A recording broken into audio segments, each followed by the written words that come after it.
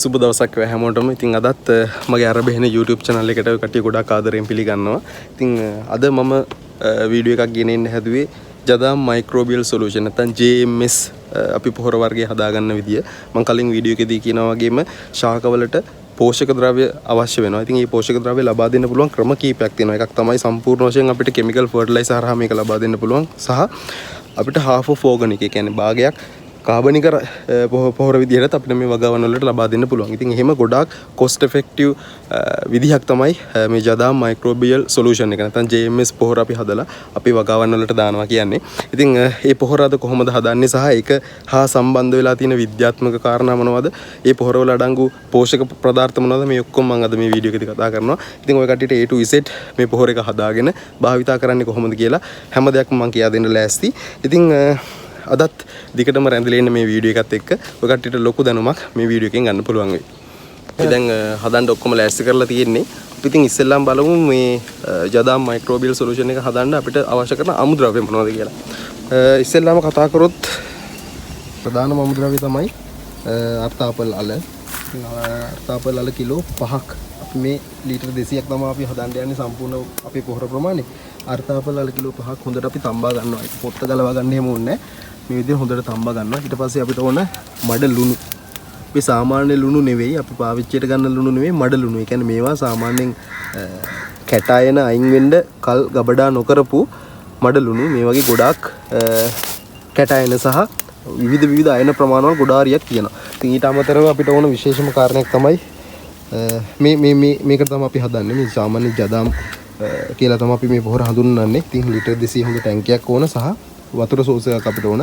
ඊට පස්සේ අපිට ඕන කරන ප්‍රධානම අමුද්‍රව්‍යයක් තමයි undisturbances පස් සාම්පල් එකක්. ඒ කියන්නේ හොඳම සොයිල් සාම්පල් එකක්. සොයිල් සාම්පල් එකක් කියන්නේ මේක තමයි අපිට ඇත්තටම අපේ පොහොරට අපි නිකන් අර ඉනොකියුලේෂන් එකක් නැත්තම් ඉනොකියුලම් එකක් විදිහට අපි ඇඩ් කරන්නේ මේ පස් සාම්පල් එක. ඒ කියන්නේ මුහුම් දානවා වගේ වැඩක්.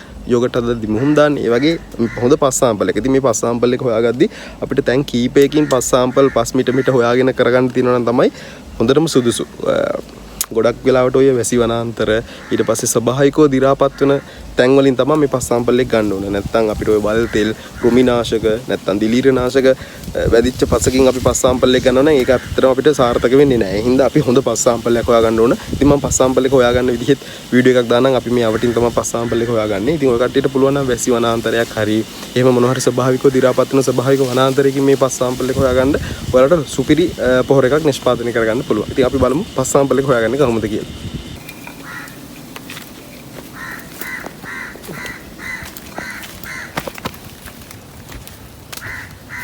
දැන් අපි ජංගල් එකට බැහැලා තියෙන්නේ පස් හොයන්න. ප්‍රොජෙක්ට් එකකුත් හොයාගෙන ආවේ. මායි අපි වැඩ කරන විදිහත් පහත්තේ තමයි යන්නේ සීන් එකට. හරි එතනින් ගමු චුට්ටක්. මේ වගේ මේක ස්වභාවිකව දි รา පත් වෙන වනාන්තරයක් වගේ එකක්. ඉතින් මෙතන බලන්නකෝ. පස් ප්‍රමාණය. අතට ටිකක් දැනෙන හොඳ තෙතමන ගතියක් තියෙනවා සහ ස්වභාවිකව දිරපු තනක් මේක. මේ හරියට ඉතින් බෙහෙත් ගහන්නේ මෙන්නේ නැහනේ. කබරයෝ සහ ඉත්තෑව වරෙන්න. ඉතින් ඔන්න ඔය වගේ තැනකින් පස් පොඩි ප්‍රමාණයක් අපි ඉස්සෙල්ලාම ගන්නවා. පොඩ්ඩක් ගමු. අපි ගිහිල්ලා සුද්ධ කරගමුනේ. හරි අපි යම් තව තැනකට. නරි. නරිත් තියනවා බ්‍රෝ. නරි පූලිමයි. පේනවද දන්නේ. නන හරියින් 1 2 නරි 5ක් ඉදරේදී. හරි. අපිට තව තැනක් හම්බුණා. මේ බලන්න මෙතන ටිකක් අමුතු පරිසර පද්ධතියක් වගේ තියෙන්නේ. ඒ කියන්නේ මේ කඳන් වැටිලා ඒ කඳන් දි รา පත් වෙලා යනවා. ඉතින් ඇත්තටම අපි මෙතන එකතු කරන්නේ මේ සූත්‍ර ජීවීන් එකතු කරනවා වගේ සීන් එකක් කරන්නේ. ඇත්තට මේක තමයි කරන්නේ. මේ මෙතන ටිකක් අමුතු පසක්. මේ කොටයක් තියෙනවා. මේ කොටේ හොඳටම දි รา පත් වෙනවා. ඉතින් මෙතනත් අමුතු ජීවීන් කොට්ටාසයක් ඉන්නවා කියලා අපිට ඇසියුම් කරන්න පුළුවන්. ඇත්තටම ඉන්නවා. නැත්තම් දි รา පත් වෙන්න හේතුවක් නැහැ නේ. එතනත් අපි පොඩි සාම්පල් එකක් ගන්නවා. හරි. ඊට පස්සේ තවත් එකක්. මේ වගේ ටිකක් හොඳයි. මේක බලන්න.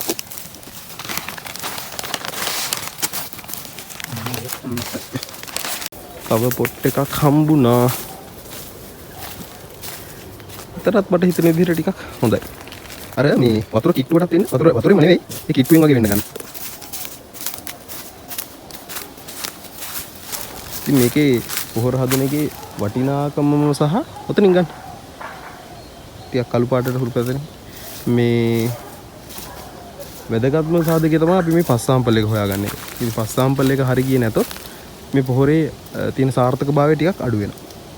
පස් සාම්පල් එක කියන්නේ අපි මයික්‍රෝ ඕගනිසම්ස්ලා මේකට ඇඩ් කරන එකනේ කරන්නේ. එතකොට විවිධ තැන් වලින් විවිධ මයික්‍රෝ ඕගනිසම්ලා ගන්න එක තමයි අපිට ගොඩාක්ම සුදුසු මේකට. එතකොට අපේ පොහොරේකේ තියෙන ෆර්ටිලිටි එක නැත්නම් පෝෂක ප්‍රමාණය ගොඩාක් වැඩි වෙනවා. මම ඒක වෙන්නේ කොහොමද කියලා වීඩියෝ එකේදී ඉස්සරහට කියන්න.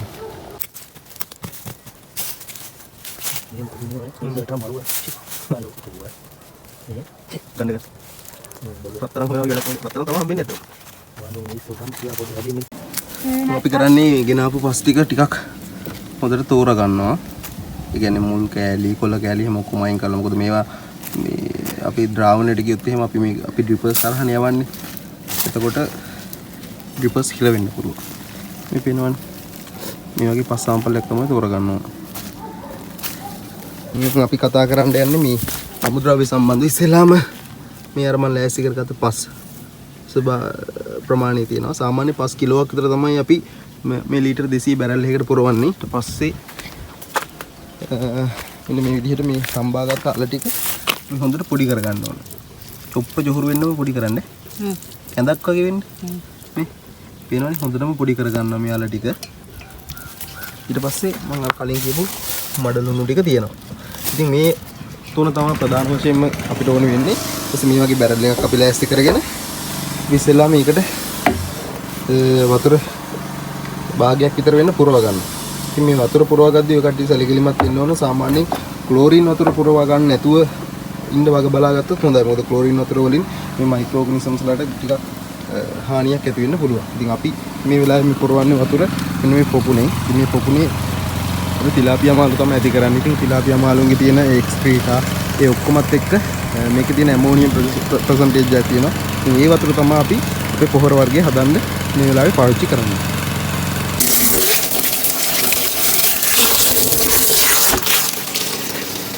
හරි දැන් අපි විස්තරي හදන්න තමයි යන්නේ. දැන් අපි හොඳටම චුරු කරගත්ත අල ටික තියෙනවා මේ පේනවනේ. කැඳක් වගේ හොඳටම හදාගෙන තියෙන්නේ. ඉතින් සාමාන්‍යයෙන් අපි මේ ලීටර් 200 ටැංකියක් හදද්දී අල කිලෝ 5යි.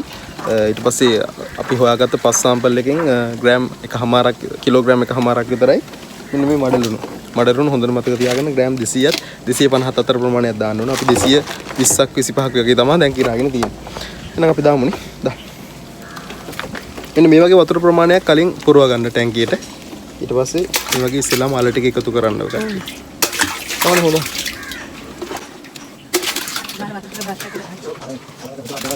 ඔව්. ඔකත් මේ හොදලා දාන්න. ඔයාගේ එකක් දාන්න. අල කිලෝ 5ම දානවා අපි එකට. ඕකෙන් ගත්තක් කවන්නේ. බුලන්ද ගන්න නෑ නෑ ඕකෙන් නෑ. ඕකේ පුළුවන්. අරගෙන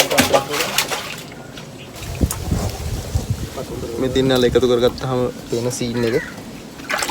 ඊට පස්සේ අපි පස් දාන්න තියෙනවා. ඔකත් මේ තේ හදනකොට ගන්න ඔකත් මේ මුට්ටියේ උඩින් පස් ටිකක් දාන්න.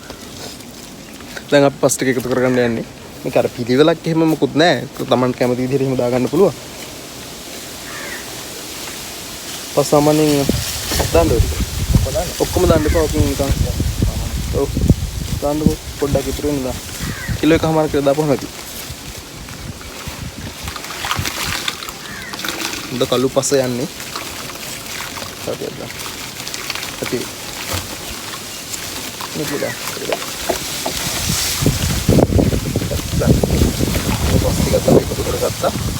ඊට පස්සේ දින්නේ මඩලුණු ටික එකතු කරගන්න.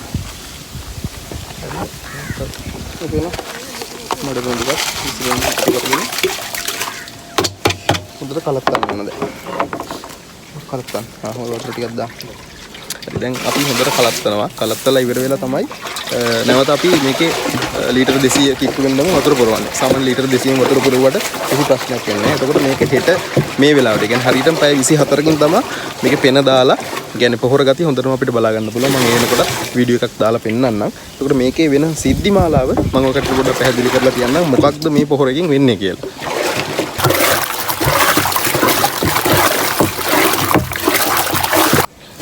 වතුර පුරව ගත්තාම මෙන්න මේ විදිහට තමයි බලා ගන්න පුළුවන් වෙන්නේ. පෙන ගතියක් ඇවිල්ලා. ඉතින් මේක හරියටම පැය 24කින් අපිට මේ දැකුම් කළු ලක්ෂණයක් බලා ගන්න පුළුවන්. ඒකත් මම හෙට පෙන්නන්නම්. මේක වාතය ඇතුළට යන්නේ නැති වෙන්න අපි හොඳටම වහලා තියෙනවා. මේකද මොකද මේකේ මේ නිර්වායුක පැසීමක් කියන්නේ නිර්වායුක විදිහට තමයි මේක මේ පොහොර ටික හැදෙන්නේ. හොඳටම වහලා දාමු. නේ? අර මේ තිබ්බගේ කටින්මකට ගහලා. හරි. ඔය වගේ කතන්දරයක් තමයි තියෙන්නේ. ඉතින් පොහොර වර්ග හැදීම සම්බන්ධව. එතකොට මේකේ අපි ගන්නවනේ ප්‍රධානතම අමුද්‍රව්‍ය කීපයක්. එකක් තමයි අල, ඊට පස්සේ පස් සාම්පල් එකක්, ඊට පස්සේ මඩලුණු. ඉතින් මම මේකෙන් වෙන කාරණා ටික කියන්නම්. අල වල ඇත්තටම කාබෝහයිඩ්‍රේට් ප්‍රමාණය වැඩිනේ. කියන්නේ පිෂ්ඨය වැඩි. පිෂ්ඨය වැඩි කියන්නේ ඒක තමයි අපි දාන මයික්‍රෝ ඕගනිසම්ස් ලාගේ ආහාර ප්‍රධානම ආහාරය වෙන්නේ. එතකොට ඒ කට්ටිය ඒකේ තියෙන ග්ලූකෝස් නැත්නම් කාබෝහයිඩ්‍රේට් මත යැපිලා තමයි ඒ කට්ටිය වර්ධනය වෙන්නේ සහ ඒ කට්ටිය ප්‍රජනනය කියලා ගුණනීය වීමට ඒ ශක්තිය කට්ටිය භාවිතා කරනවා. ඊට අමතරව ඒක ඒ කට්ටියගේ ප්‍රධානම කාබන් සෝස් එක. අපි දන්නවනේ මයික්‍රෝ ඕගනිසම්ස් ලාට කාබන් සෝස් එකක් විතරක් තිබ්බට මදි. ඒ කට්ටියක ශක්තිය හොයාගන්න යම්කිසි විදිහක් තියෙන්න ඕනේ. දැන් අපි ශක්තිය හොයාගන්නේ අපි ප්‍රෝටීන, කාබෝහයිඩ්‍රේට්, පිෂ්ඨ මේ වගේ දේවල් අපි දහනය කරලා ලබා ගන්නා ශක්තිය එනර්ජි එක තමයි අපි පාවිච්චි කරන්නේ අපේ විවිධ පරිවෘත්තීය ක්‍රියා සිද්ධ කරන්න. ඒ වගේම මයික්‍රෝ ඕගනිසම්ස් වලටත් ශක්තිය අවශ්‍යයි.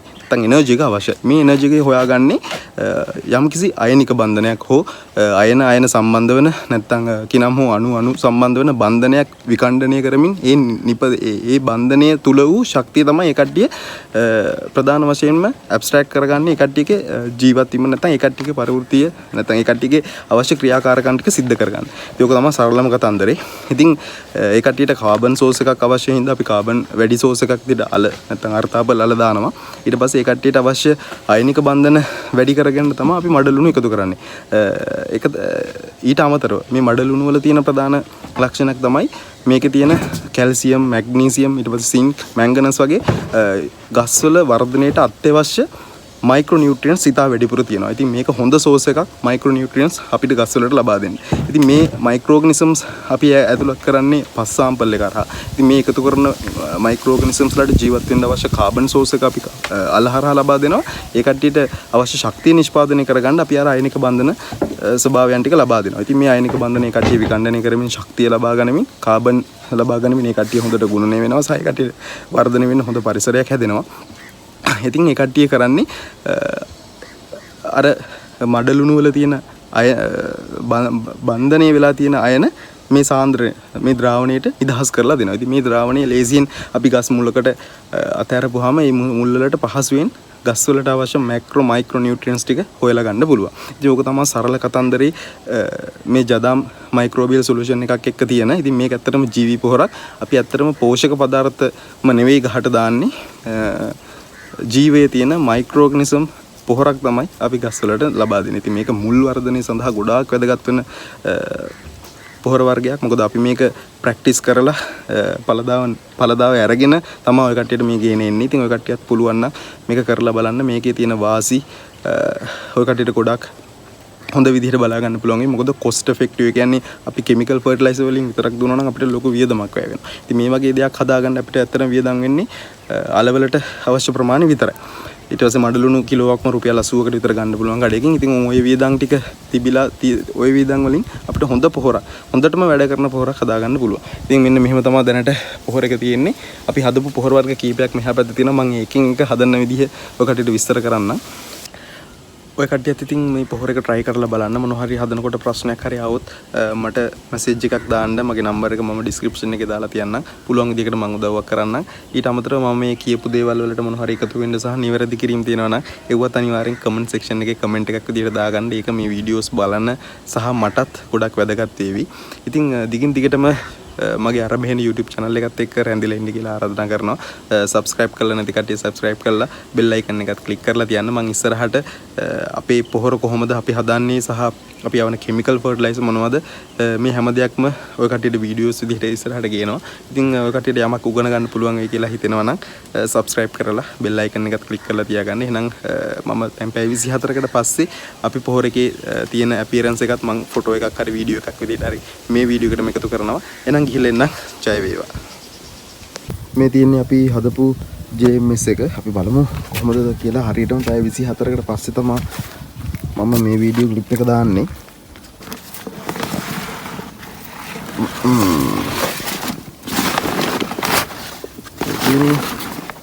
මේ පැණි සහ කිරි කජු වගේ තාම පැහැෙන ගමන් වගේ තියෙන්නේ පේනව නේද?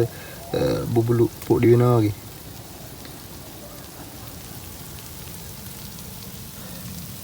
මේක ඇවිල්ලා ඉතින් සුපිරිම ශුද්‍රජීවී පොහොරක් තමයි. ඉතින් ඔය කට්ටියත් හදලා try කරලා බලන්න. මේක පාවිච්චි කරන්නේ 1:10 අනුපාතය. ඒ කියන්නේ සාමාන්‍යයෙන් ගහකට මිලි 25ක් දැම්මොත් ඒක වතුර මිලිලීටර් 250ක් වෙන්න තනුක කරලා තමයි පාවිච්චි කරන්නේ. ඉතින් සුපිරිම පොහොරක් try කරලා බලන්න ගිහින් එන්න.